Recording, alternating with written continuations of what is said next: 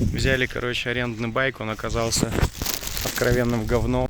А вот тот самый бык Шивы Нани.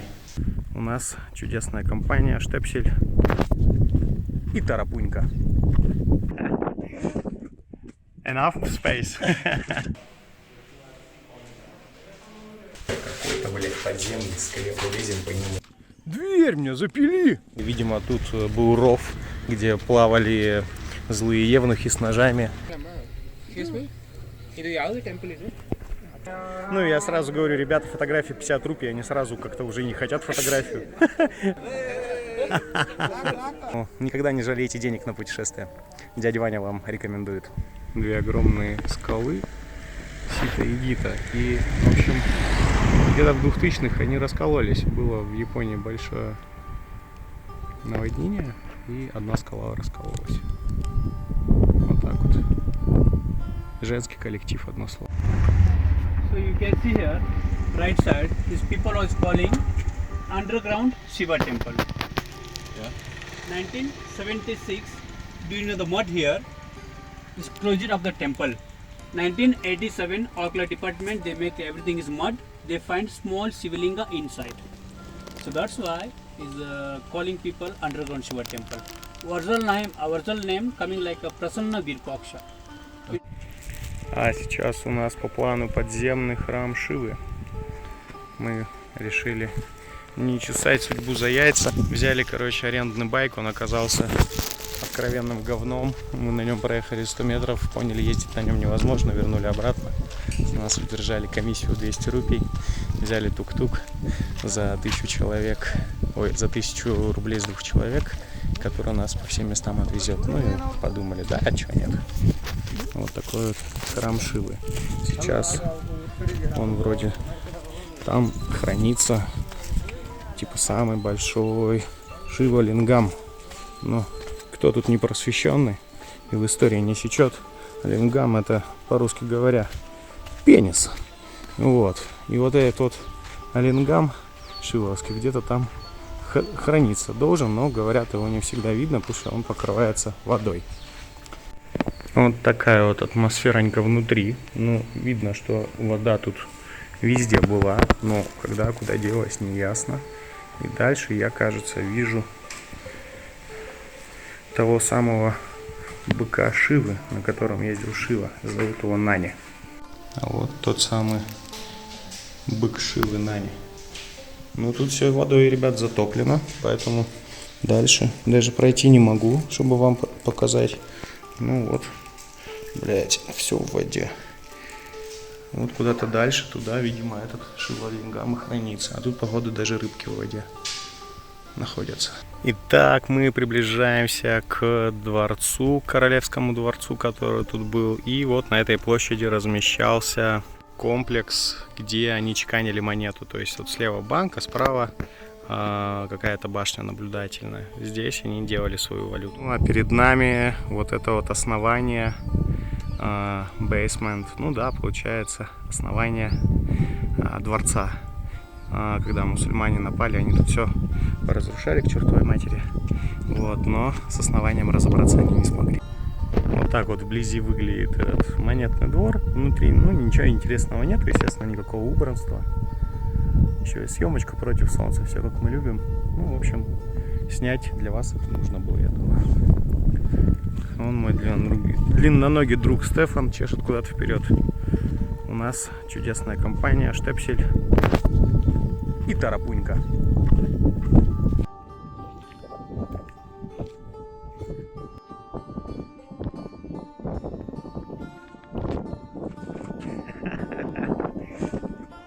Enough space. Ну, как-то так, да. Я тут помещаюсь. У Стефана вот проблемки, да. А вот, собственно, сам вход в дворец короля. На самом деле, прямо вау. Тут очень все красиво, богато разукрашено. Барельефы вообще свеженькие такие, посмотрите.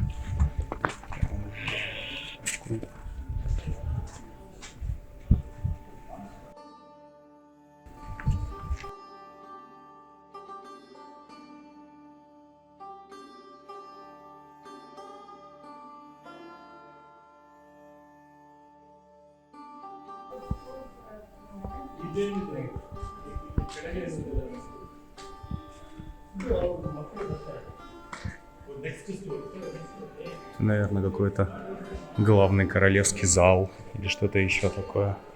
Какая-то такая штука массивная.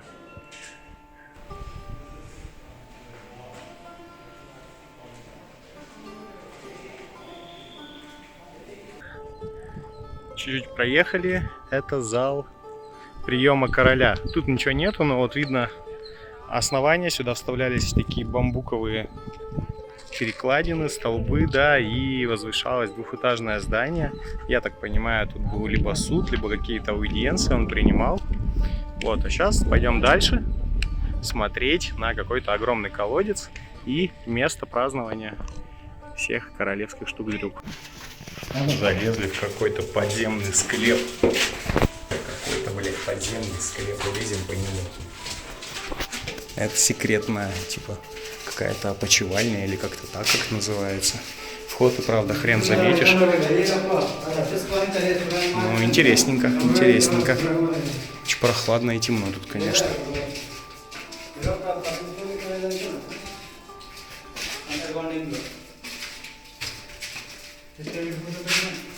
Тапочки, вон тут кто-то даже терял, убегал, видимо, от злых демонов или от кого. Блин, вот на видео я намного лучше вижу, чем то, что происходит в реальности. Фонарик.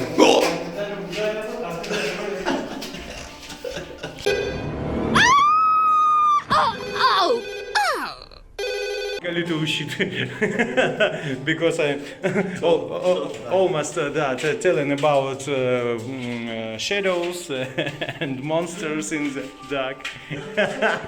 In my flashlight is stopped in the moment.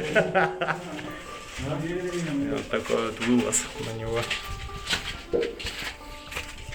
Оп, и мы снова на свежем воздухе.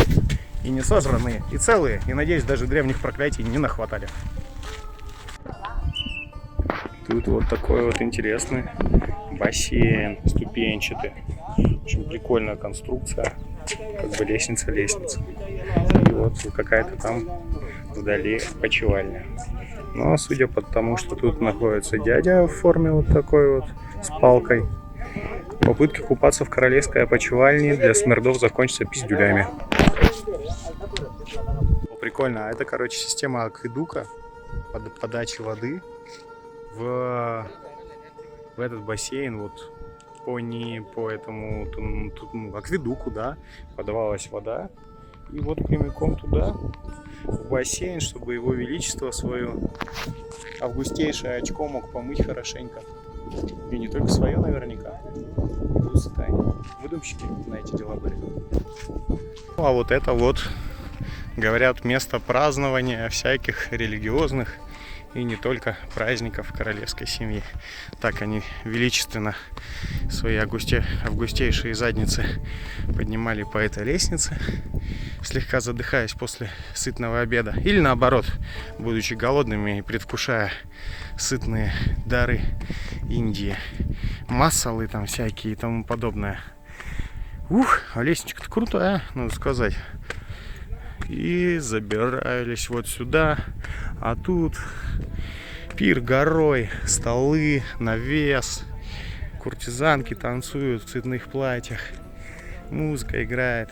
Ну, в общем, все как должно быть. Дверь мне запили! Дверь мне запили, блядь! Среднего возраста кризис начал. Дверь мне запили, блядь! Запилю сейчас обратно. Запилил, вот вам полностью каменная дверь. Прикиньте, эти маньяки вытесали из цельного камня две дверных вот таких вот створки. Кто их открывал и как, история умалчивает. Как я и сказал, купаться они любили с размахом. То есть это бассейн, ну глубина у него, я думаю, 4 метра, не меньше. Вот, и вот так вот все богато разукрашено. Девочки вон там улыбаются какие. Ну чё бы девочек не поснимать, да? Естественно, прошу прощения, августейшая жопа, безразмерно.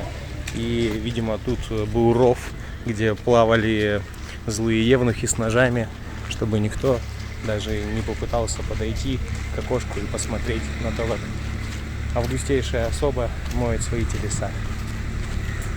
Здесь же люди.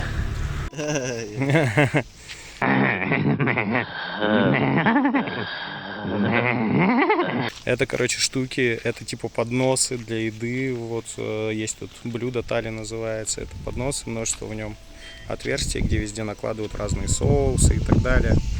Вот тут вот в этом канале проходила вода, они прямо отсюда черпали. Подставки под стаканчики, под все дела, под тарелку. В общем, вот, это столовая для солдат была. Прикольно. А это храм Шанки-Дешвара. Если подглядывать на указатели, то в принципе я даже могу эти названия произносить. Вот в принципе все стабильно. Плесень, облезлые стены, старые изображения, барельефики. Вот. Ну, конечно, если понимать, что этому там условно 1000 лет, то, конечно, такой, блин, нифига себе они тут понастроили, будучи древними людьми, без каких-либо инструментов и прочего. Стефан там что-то нашел. О! And it's a place to shit for someone who paid more than others. Еще очередной храмчик, но я так понимаю, это прямо действующий. На входе спала тетя, которая нам сказала на мосте. Ну, мы тоже, конечно, сказали на мосте, мы уже как местные. Вот. А наш гид нам сказал, что храмов тут больше 300. Больше 300 храмов в одной деревне. Ну, видимо, потому что у каждого божества должен быть храм, божеств этих сотни. Вот сотни храмов, говорит, чтобы облазить все, вам месяца не хватит. Ну, чтобы основные точки проверить. Типа за 3 дня можно уложиться. С нами вот 3 основных точки сегодня как экскурсия.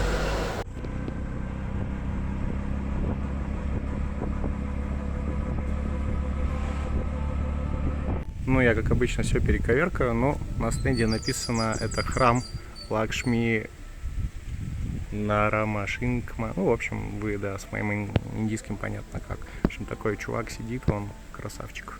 И у него сверху как змея, как капюшон. Ну, интересно.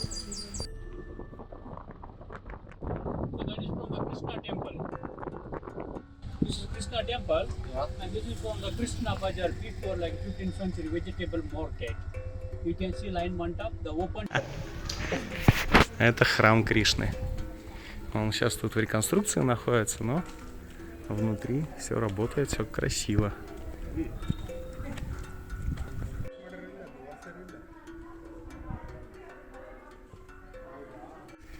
А это статуя Ганеши, сына Шивы. Такой вот большой Ганеша тут. Сидит такой нелюдимый. И идем еще к одной статуе Ганеши. На сегодня Ганеш нам было мало, поэтому идем смотреть еще одного, еще большего Ганеша. Кто-то сейчас, возможно, даже скажет еще больше Ганеши, а я скажу да. Только у меня такое возможно. Этот Ганеша, да, он еще больше. Метров, не знаю, наверное, 6 высотой. Прямо такой очень большой. И тут темно. Темнота, и такой вот этот огромный индийский слон, бог.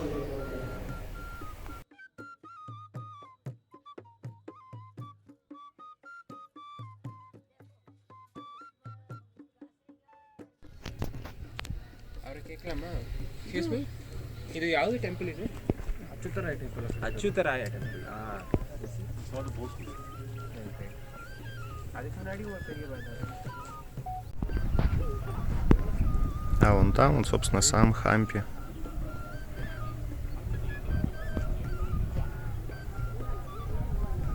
Как-то так мы забрались нормально.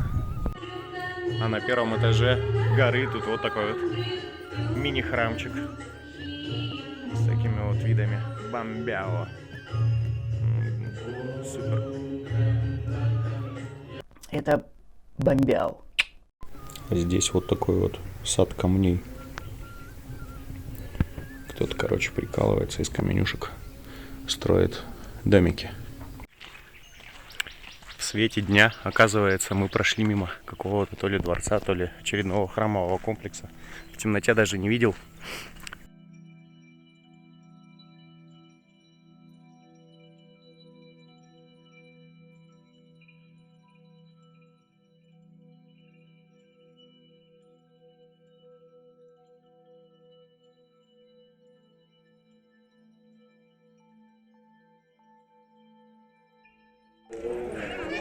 Ну что, гайс, мы забрались на очередную гору за сегодня. Она оказалась в 2 раза более длинная, чем первая.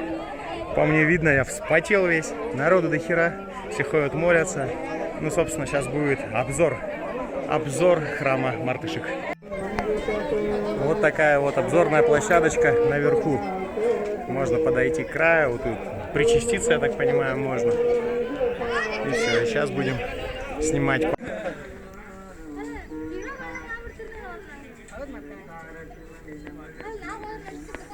Видочки сверху, конечно, бамбухан. Вон, Стефана, как обычно, облепили.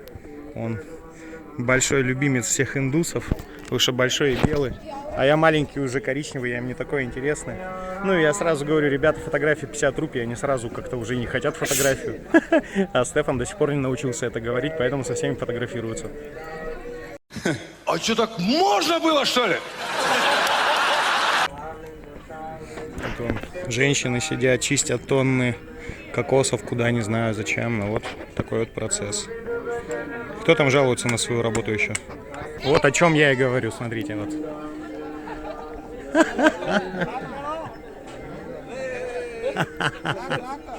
Вот это, кажется, финальная точка, куда тут можно было добрести по горному хребту.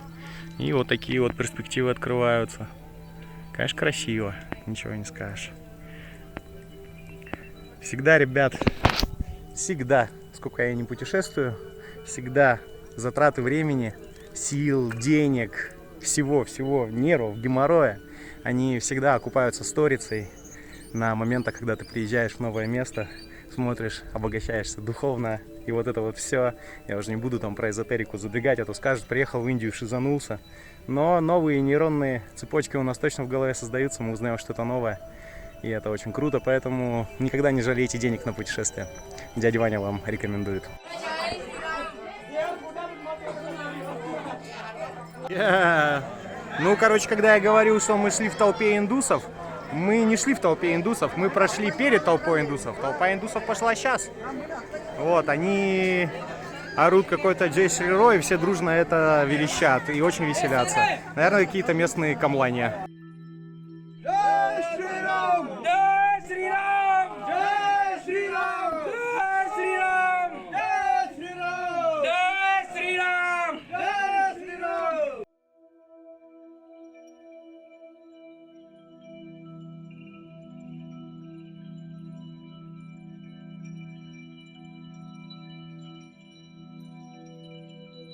It's deep enough. Yeah, it's more than deep. It's not good because there are people coming later. They are jumping from there. Okay. Что привели нас на точечку, откуда мы будем прыгать со скалы. Вот в это вот замечательное озеро. Вот с такой вот высоты, не знаю, сколько тут, ну, мне кажется, не меньше метров 10, наверное. Так что, если следующих видео не будет, не будут, шучу. Ну, в общем, Стефан прыгает первый, если что, датчанина не сильно жалко. Вот, а мне еще блог снимать. Поэтому вот я сказал, я тебя сниму, а ты прыгай первый. I'm filming. Go!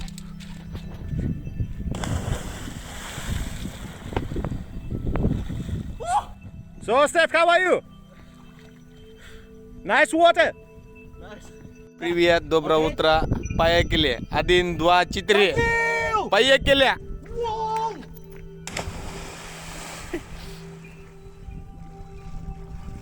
Хорошо? Офигенно. Как дела?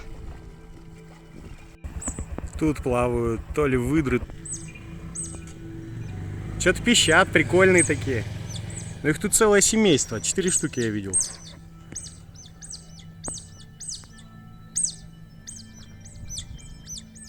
Прикол. А вон еще приплыли семейство.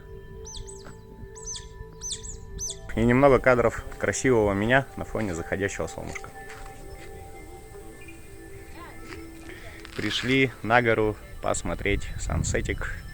И, в общем, тут вот так вот миленько, миленько.